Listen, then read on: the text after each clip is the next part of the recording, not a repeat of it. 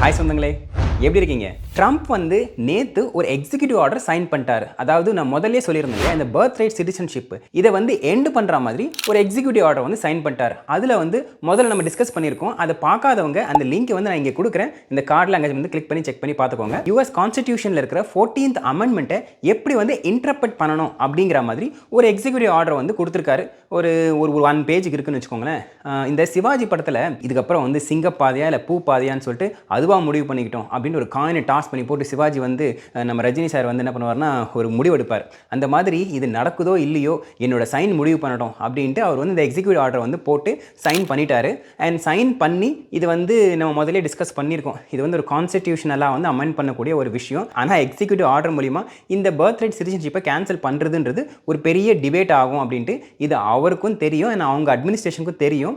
இருந்தாலும் வந்து அந்த லீகல் ப்ராசஸை ஸ்டார்ட் பண்ணுவோம் அப்படிங்கிறதுக்காக ஃபர்ஸ்ட் டே வந்து எக்ஸிக்யூட்டிவ் ஆர்டரில் சைன் பண்ணிட்டாரு. ஸோ இதுக்கப்புறம் அதில் என்னென்ன இம்ப்ளிகேஷன்ஸ் இருந்துச்சு, அதில் என்னென்ன பாயிண்ட்ஸ் மென்ஷன் பண்ணியிருந்தாங்க, அண்ட் இந்த சைன் பண்ணவொன்னே அந்த ஆப்போசிட் பார்ட்டிக்காரங்க சும்மா இருக்க மாட்டாங்க இல்லையா, அவங்க என்னென்னலாம் பண்ணுறாங்க, அண்ட் மக்கள் அந்த எக்ஸிக்யூட்டிவ் ஆர்டர் வச்சுக்கிட்டு அவங்க என்ன மாதிரிலாம் பிளான் பண்ணுறாங்க அப்படின்னு இந்த வீடியோவில் ஃபுல்லாக பார்க்க போகிறோம். வாங்க.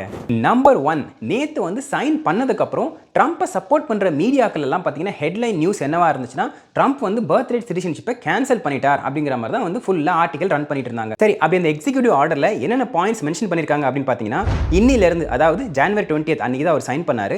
அன்னிலிருந்து 30 நாள் கழிச்சு இந்த எக்ஸிக்யூட்டிவ் ஆர்டர் வந்து செல்லுபடி ஆகும் அப்படிங்கிற மாதிரி மென்ஷன் பண்ணியிருக்காங்க. ஸோ அதாவது அது வந்து இமீடியட்டாக எஃபெக்ட் ஆகாது, 30 days கழிச்சு, விச் மீன்ஸ் February 19, 2025 அந்த டேட்ல இருந்து. ஸோ இதில் சில பாயிண்ட்ஸ் மென்ஷன் பண்ணியிருக்காங்க. என்னன்னா, ஃபஸ்ட்டு அதில் ஒரு மதர் இல்லீகல் இமிகிரண்ட் இருந்தாங்கன்னு வச்சுக்கோங்களேன், அவங்களுக்கு ஒரு குழந்தை பிறக்குதுன்னா அந்த ஃபாதர் வந்து ஒன்று யூஎஸ் சிட்டிசனாவோ இல்லை லாஃபுல் பர்மனன்ட் ரெசிடென்ட்டாவோ இல்லைனா அந்த குழந்தைக்கு ஆட்டோமேட்டிக்காக பர்த் ரைட் சிட்டிசன்ஷிப் கிடைக்காது அப்படின்னு மென்ஷன் பண்ணியிருக்காங்க. ஓகே, ஸோ மதர் வந்து இங்கே லீகலாக இருக்கிறாங்க, ஆனால் டெம்பரரியாக இருக்காங்க. என்ன அந்த டெம்பரரி அப்படின்னு பார்த்தீங்கன்னா, இந்த வீசாவில் வராங்க பார்த்தீங்களா, இந்த student visa, tourist visa, work visa, H1B, L1 இந்த மாதிரி நிறைய வீசா கேட்டகரிஸ் இருக்குல்ல.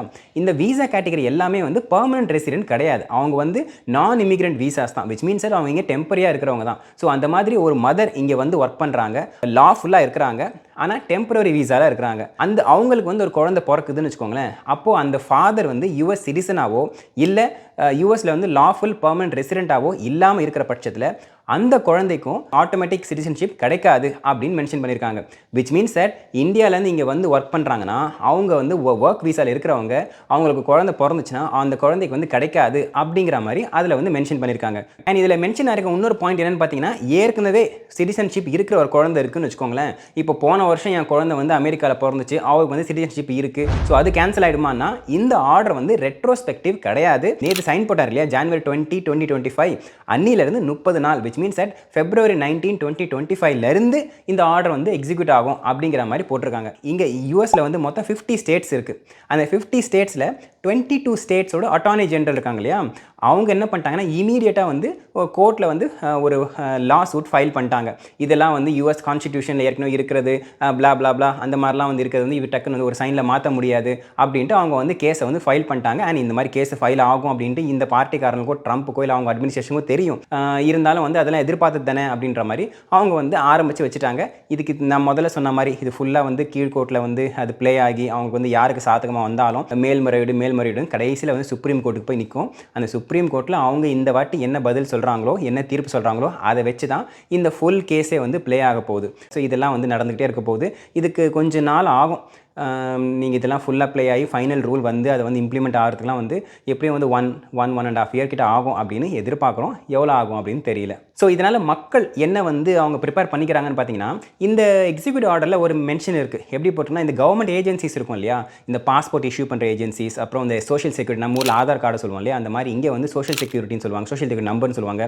அந்த ஏஜென்சிஸ், இந்த மாதிரி நிறைய state and federal government agencies நிறைய இருக்கும். அவங்க என்ன பண்ணுவாங்கன்னா, இந்த மாதிரி குழந்தை பிறந்ததுக்கப்புறம் அவங்களுக்கு வந்து பாஸ்போர்ட் பாஸ்போர்ட் அப்ளை பண்ணுறதோ இல்லை வந்து சோஷியல் செக்யூரிட்டி நம்பர் ஜென்ரேட் பண்ணுறதோ இந்த மாதிரி சில விஷயங்கள்லாம் பண்ணுவாங்க. இந்த எக்ஸிக்யூட்டிவ் ஆர்டர் மூலிமா இந்த மாதிரி கிரைட்டீரியாவில் நான் இந்த எக்ஸிக்யூட்டிவ் ஆர்டரில் என்ன கிரைட்டீரியா மென்ஷன் பண்ணியிருக்கணும் அந்த மாதிரி இருக்க குழந்தைக்கு நீங்கள் வந்து சிட்டிசன்ஷிப் சர்டிஃபிகேட்டோ இல்லை சோஷியல் செக்யூரிட்டி நம்பரோ நீங்கள் வந்து ஜென்ரேட் பண்ணாதீங்க, அவங்களுக்கு வந்து கொடுக்காதீங்க அப்படிங்கிற மாதிரி அந்த மாதிரி மென்ஷன் பண்ணியிருக்காங்க. 19th அப்புறம் இம்ப்ளிமெண்ட் ஆக போகிறதுனால இப்போ ரீசெண்டாக வந்து 8.5 month 9th monthல இருக்கிற அந்த ப்ரெக்னென்ட் மதர்ஸ்லாம் என்ன பண்ணுறாங்கன்னா, ஓகே மேபி நம்ம வந்து ரொம்ப அந்த February 19th முன்னாடியே ஏதாவது வந்து கொஞ்சம் சி செக்ஷன் பண்ணிக்கலாமா, பிளான்டு சி செக்ஷன் பண்ணிக்கலாமா அப்படிங்கிற மாதிரி ஹாஸ்பிட்டல்ஸில் நிறைய என்கொயரிஸ் வருது அப்படின்ட்டு ஒரு சில மீடியா ரிப்போர்ட் பண்ணிட்டு இருக்காங்க. இதுதான் வந்து மக்கள் இப்படி வந்து ப்ரிப்பேர் பண்ணிட்டு இருக்காங்க. ஒரு கம்பேரிசனுக்கு இந்தியாவில் இந்த ரூல்ஸ் எப்படி இருக்குது அப்படின்னு பார்ப்போம். ஆக்சுவலாக July 1, 1987க்கு முன்னாடி வரைக்கும் இந்தியாவில் ஒரு குழந்தை பிறக்குதுன்னு வச்சுக்கோங்களேன், அப்பா அம்மா என்ன லீகல் ஸ்டேட்டஸில் இருந்தாலும் இல்லை இல்லைனாலும் அந்த குழந்தைக்கு ஆட்டோமேட்டிக்காக சிட்டிசன்ஷிப் கிடச்சிரும். ஆனால் July 1, 1987க்கு அப்புறமா அது கிடையாது. விச் மீன்ஸ் தட் இந்தியாவில் 1987லேயே அவங்க இந்த பர்த் ரைட் சிட்டிசன்ஷிப்பை கேன்சல் பண்ணிட்டாங்க. ஸோ இதுவே December 2, 2004க்கு முன்னாடி வரைக்கும் ஒரு குழந்தை வந்து இந்தியாவில் பிறக்குதுன்னு வச்சுக்கோங்களேன், அந்த குழந்தையில அட்லீஸ்ட் ஒரு பேரண்ட்டாவது இந்தியன் சிட்டிசனாக இருக்கணும். அப்படி இருந்தால் மட்டும்தான் அந்த குழந்தைக்கு வந்து இந்தியன் சிட்டிசன்ஷிப் கிடைக்கும். பட் இதுவே December 3, 2004க்கு அப்புறமா 2 பேரண்ட்டுமே இந்தியன் சிட்டிசனாக இருக்கணும். அப்படி ஒரே ஒரு பேரண்ட் தான் இந்தியன் சிட்டிசனாக இருக்கிறாங்க அப்படின்ற பட்சத்தில் அந்த இன்னொரு பேரண்ட் வந்து இல்லீகல் இமிகிரண்ட்டாக இருக்கக்கூடாது. அப்போ தான் அந்த குழந்தைக்கு வந்து இந்தியன் சிட்டிசன்ஷிப் கிடைக்கும். இதுதான் வந்து இந்தியாவில் இருக்க சிட்டிசன்ஷிப் பை பர்த் அக்யூர் பண்ணுறதுக்கான rules. So birth right citizenship மேட்டரில் என்னை பொறுத்த வரைக்கும் அமெரிக்காவை விட இந்தியாவில் ரூல்ஸ் கொஞ்சம் சிஸ்டமேட்டிக்காக இருக்குது. ஸோ ஃபைனலாக பர்த் ரைட் சிட்டிசன்ஷிப்பை கேன்சல் பண்ணிட்டாங்களா அப்படின்ற கொஸ்டினுக்கு ஷார்ட் ஆன்சர் வந்து நோ. ஏன்னா இது வந்து எக்ஸிக்யூட்டிவ் ஆர்டர் தான், இது வந்து ஃபைனல் ஆர்டர் கிடையாது. அண்ட் நிறைய வாட்டி எக்ஸிக்யூட்டிவ் ஆர்டர் நிறைய கேன்சல் ஆகிருக்கு. முக்கால்வாசி வந்து கோர்ட்டில் சேலஞ்ச் பண்ணுவாங்க. அதுக்கப்புறம் வந்து ஃபைனலாக வந்து ஒன்று கேன்சல் ஆகிடும், இல்லைனா அது வந்து ரூலாக வரும். ஸோ இதுதான் வந்து ப்ராசஸ். இந்த ப்ராசஸில் இப்போது ஃபஸ்ட்டு ஸ்டெப்பு தான் எடுத்து வச்சுருக்காங்க. அதனால் இது வந்து பர்த் ரைட் சிட்டிசன்ஷிப் கேன்சல் ஆகிடுச்சா அப்படின்னா அந்த கொஷனுக்கு என்னை பொறுத்த வரைக்கும் ஆன்சர் வந்து நோ தான். ஸோ இதனால் யாருக்கு பாதிப்பு அப்படின்னு பார்த்தீங்கன்னா, பாதிப்பு அப்படின்னா இதுக்கு முன்னாடி பிறந்த குழந்தைங்களுக்கு எந்த பாதிப்பும் கிடையாது. அவங்களுக்கு வந்து கிளியராக இருக்குது, அதில் எந்த ஒரு பிரச்சனையும் இல்லை. So they are clear 100%. அதை எடுத்து ஓரமாக வச்சிடலாம். ஆனால் February 19, 2025க்கு அப்புறம் பிறக்கிற குழந்தைங்களுக்கு கொஞ்சம் வந்து பாதிப்பு இருக்கும். என்ன மாதிரி பாதிப்பு அப்படின்னு பார்த்தீங்கன்னா, இப்போ வந்து எக்ஸிக்யூட்டிவ் ஆர்டரில் என்ன மென்ஷன் பண்ணியிருக்காங்கன்னா, பாஸ்போர்ட்டோ இல்லை வந்து சோஷியல் செக்யூரிட்டி நம்பரோ இல்லை சிட்டிசன்ஷிப் சர்டிஃபிகேட்டோ அதெல்லாம் வந்து கொடுக்காதீங்க அப்படின்ட்டு அந்தந்த ஏஜென்சிக்கு எக்ஸிக்யூட்டிவ் ஆர்டர் மூலிமா ட்ரம்ப் வந்து ஒரு ரிக்வஸ்ட் வச்சிருக்காரு. ஸோ என்ன ஆகும்னு பார்த்தீங்கன்னா, அந்த ஏஜென்சி எல்லாம் வந்து ட்ரம்ப் சொல்கிறத கேட்டாகணும். அதனால் அவங்களுக்கு இந்த டாக்குமெண்ட்ஸ்லாம் கிடைக்காம இருக்கும்.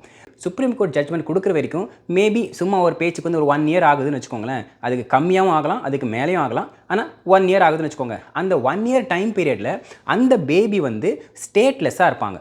ஸோ என்ன நடக்கும்னு பார்த்தீங்கன்னா, இப்போது சே ஃபார் எக்ஸாம்பிள் இந்தியாவிலேருந்து இங்கே ஒருத்தங்க வராங்க, இங்கே வந்து February 19க்கு அப்புறம் அவங்களுக்கு ஒரு குழந்தை பிறக்குதுன்னு வச்சுக்கோங்களேன். அவங்க திடீர்னு எமர்ஜென்சியாக இந்தியாவுக்கு போகணும் அப்படின்னா அப்போது அந்த பேபிக்கு வந்து பாஸ்போர்ட் எடுக்க முடியாது. இங்கே US வந்து பாஸ்போர்ட் தராது. இந்த கேஸ் வந்து கோர்ட்டில் இருக்கும்போது அது ஃபைனலைஸ் ஆகாத வரைக்கும் இந்த ஏஜென்சிலாம் வந்து ட்ரம்ப் சொல்கிற மாதிரி அந்த எக்ஸிக்யூட்டிவ் ஆர்டர் ஃபாலோ பண்ணி ஆகணும். அவங்க வந்து ஃபாலோ பண்ணுவாங்க.